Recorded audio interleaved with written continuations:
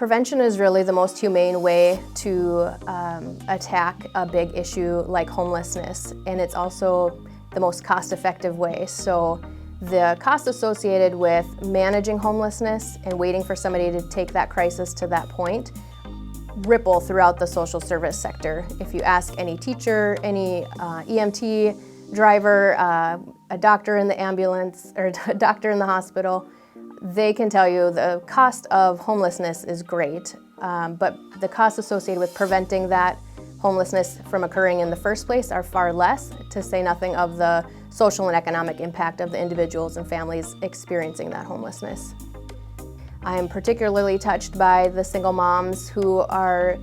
like me as a mom, just trying to make sure that their families are safe and that they have the tools they need to be able to go to school and be successful and be happy and healthy. I've worked with widows who have just recently lost their only income in their family, and they're trying to figure out how to re-engage with the workforce.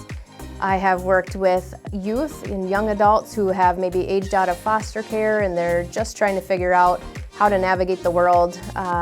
which can seem so challenging. One particular story that stands out is a single mom who was battling cancer and working through treatments to try to get her health, and get through that very scary diagnosis. And she had recently received an eviction notice, and she was terrified of how was she and her child going to pack up their belongings and find a new place to live with an eviction on their record, which makes it, a lot more challenging for another landlord to rent to her.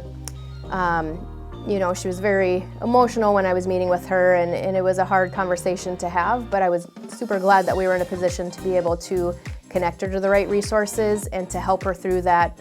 immediate crisis and make sure that she had a plan to stabilize for the long term so that she could just focus on her health and being a mom to her daughter.